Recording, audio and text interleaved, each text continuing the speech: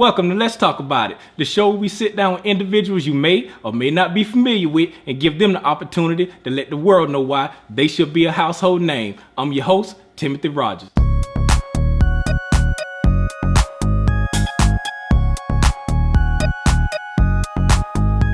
And we're back. On today's episode, I'm really excited. Got a personal friend of mine here, comedian, entertainer, singer, songwriter. He go by the name of Swan. Without further ado, welcome to the show. Hey, what's up, Tim? How's it going? Good to see you as always, my brother. It's a pleasure to be on the show. Thank you for coming on. Man. Like I said, you're a personal friend of mine, but just do me a favor. This Let's Talk About It, the show where we allow the individual to let the world know why they should be a household name. Get more acquainted with the audience. Oh man, well, I mean, you wrapped it up, brother, in one fell swoop, and it's an honor to be here. My name is originally Jimmy Rogers Swanigan Jr. Okay. Everybody called me Swan to shorten it down, and kind of got that from the military, but got started at a young age into to doing comedy, being around my family, acting the fool, and just had some people who helped motivate me and take it to another level. Okay. Well, speaking of getting started at an early age, exactly when did you start your career? 1989, I started my comedy career. I had a guy, very good friend of mine, Christopher Wilkins. He's a specialist in the Army. He saw me and he said, "You know what, man? You need to actually let people hear you and see what's going on with you as a comedian." And I thought I was more of a singer at the time, but he pushed me out on the entertainment side to do the more comical side of things. Okay. And Christopher Wilkins. Thank you, Christopher Wilkins, because we've had many days of laughter and joy because you pushed him on the entertainment side. I appreciate that, Mr. Christopher. Right. So since Christopher pushed you, I say that would be like a key moment that let you know that was something you should pursue. Are there any other key moments when you got to a point that you said, this is something I need to do, or something big is about to happen? Were there any other key moments? Oh man, it was so many. Had many opportunities to meet different celebrities. You know, I had a chance of meeting the late great Bernie Mac. That's amazing. Right, I shot a movie, The Fighting Temptations, with Steve Harvey. And those two had some real inspirational things to say to me. Bernie Mac was saying to stay focused, regardless of what someone says. I have to follow my dream, and that's something that I really believe in, following my dream. Steve Harvey was saying that a lot of people don't understand your journey, and that was something that was really important to me as well. The journey. A lot of people only see the actual production when it's complete.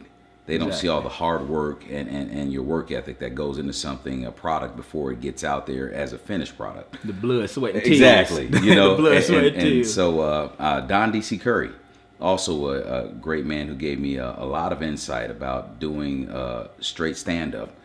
He gave me some pointers while we played golf here in Columbus, Georgia. And he also just gave me a lot of motivational factors that I can use, some different variables to stay on track. Okay. That's some heavy hitters. Yeah, they big time, you know, and it's a blessing to have my name mentioned in the same name with those. Oh, yes it is. Let's move on to inspiration. What inspired? What do you draw from for your comedy, for your music? Is it a particular person, or is it a particular individual who inspires you? Where do you get your inspiration for your material? I can honestly say it was kind of duality with my family, the Swanigan family, which is my father, Jimmy Swanigan Sr., and his family was more streetwise. My mother's family, the Bankheads, they were more into the gospel side, the touchy-feely side, the love. And I kind of mixed a lot of my characters, a lot of my comedy is based around the truth of family, because people can relate to those things. Yes, we can. You know, so when you have something that people can relate to, I believe that those are some of the actual variables that make a great comedian. Is do you have substance that people can relate to? I'm not talking above you or below you. I'm talking about real things that they can relate to. And that's something I grabbed from the family. My characters that I do, Uncle Bojo, Big Mama Rose, Reverend Lionel Alotz, Juan the Latin Lover. These are all family members and friends that I've come across in my lifetime. And I just rolled them into one big ball. And I said, this is what I wanted to do. My inspiration really truly comes from God. You know, it took me a long time to figure that out. And after being away from church for over 24 years, when I found a church home, World Changes Tabernacle in Columbus, Georgia, that's where I think I really got my niche. I started to have doors open for me that were never there before, performing for audiences and people who really were compassionate about the work that I was doing. I went from a lot of hardcore comedy into just doing more household comedy, where I wanted to do material that my children were proud of. Yeah, that's important. If you put God first, everything else falls in place. Absolutely. Absolutely, man. And I can testify to that.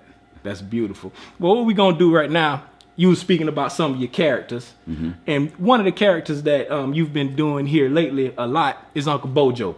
Oh, yeah. So what we're going to do now, we're going to take a short break and give the audience a taste of who Uncle Bojo is. That's okay with you? Man, I love it. Let's do it. Let's talk about it. Don't take something. That's gonna help me out there. Give me these folk over in Los Angeles. I ain't talking about the Crips and the Bloods. I'm talking about the Creoles. I ain't gangbanging no more. I heard some boys up there earlier when I'm back there. I was long back there. Boy, you ain't baptized nobody in a minute, Bishop. Quit talking when I'm talking to you, Bishop. Bishop. I'm talking to you and the other. Y'all ain't gonna sit over there. I'm talking about y'all. Over there talking about me. I'm talking about you. Look at you, need to baptize somebody this week. This week. Somebody get a lawsuit. Might be me. White folk, I don't know if y'all know it, but black folk, we sue. Ain't nothing like suing somebody. Boy, I sue Bread of Life and be Bread of Life and Swan's Life.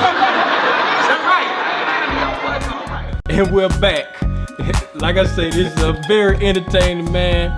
You just got a taste of Uncle Bojo, one of his characters, one of his many characters. If you do me a favor, tell the people who all your characters are again. Some of your characters. Oh man, we've got Uncle Bojo. He's the drunk uncle that ruins everything at the gatherings. We have Reverend Lionel Alats. He's the pastor with Alzheimer's disease. We have Juan the Latin lover with no women. We have Big Mama Rose. She's the grandma that cuss you out in the same breath as a Bible verse. We also have Mr. Wilcox. He's the white racist through anger Mr. management. Wilcox. We got to do another episode and bring Mr. Wilcox on. Oh, he'd love to be on the show, man. Definitely. You know, that'd be great. Be warned, Mr. Wilcox is a character. But let me ask you exactly why we all do things. We want to provide for our families. We want a better life. What are some of the reasons why you decided to pursue what you pursue? Is it for the money? Is it for the fame? Is it what are some of the goals you have in doing this? Well, honestly speaking, everybody does something for a financial foundation. So definitely I want my children to have something better, my family, my wife to have something better, to have something to fall back on to ensure that their future can continue to go in the right direction. That's something that I'm very, very adamant about. Also, I love it. I mean, ever since I was a kid, my mother used to always say, "Stop acting a fool. Quit acting a fool. You always got to be the center of attention.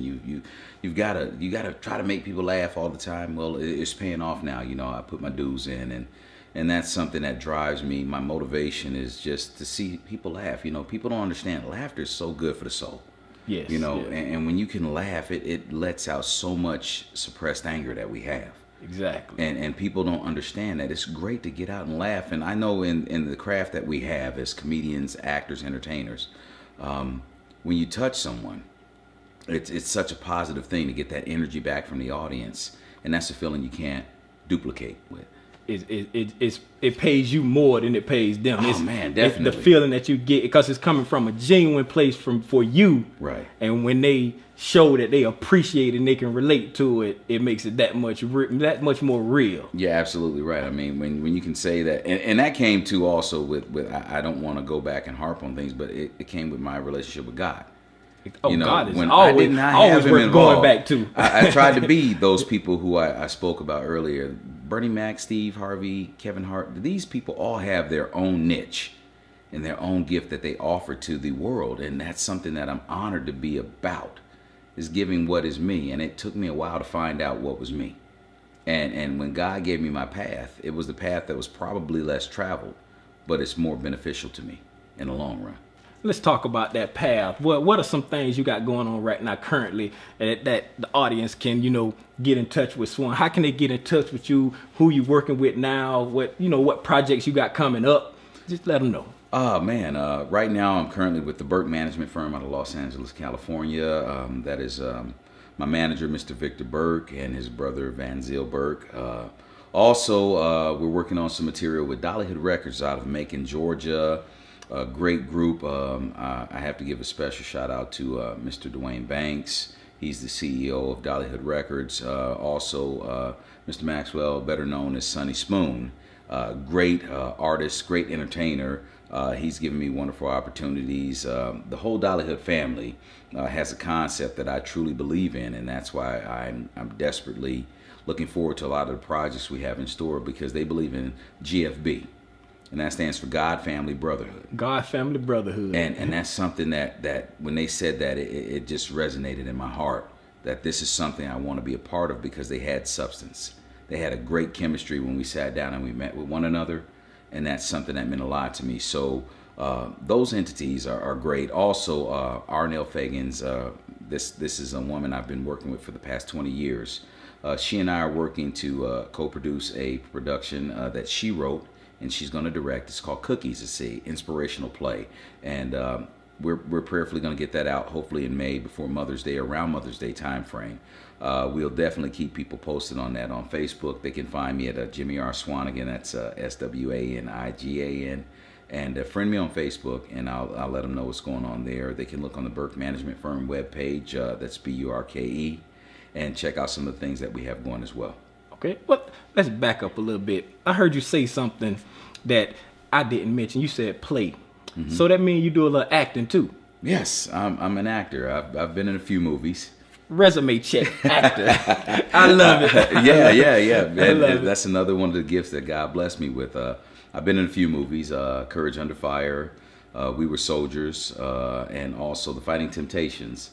And I had very small roles, but at the same time, I had a chance to work with true blue people who love what they were doing.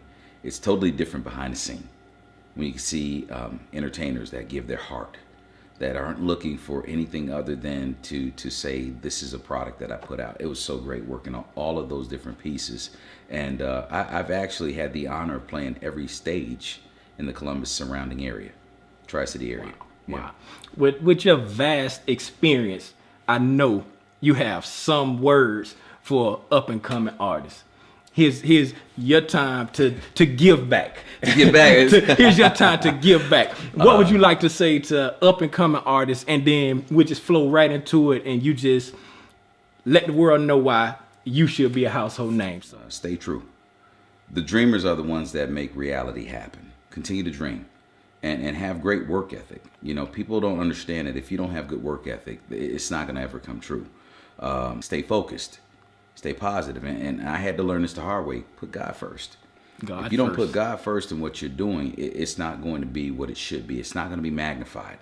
The things that I have going on right now, all of it came when I gave him the right spot in my life. That's number one. And when I did that, everything else fell into my family, my foundation, my friends, all of those who are true and close to me. I love it. Man, I love it. Swan, my brother. My brother. I thank you for coming on the show. Thank you, man. Thank you. All day long. GFB, baby. God, Family, Brotherhood. Let's talk about it.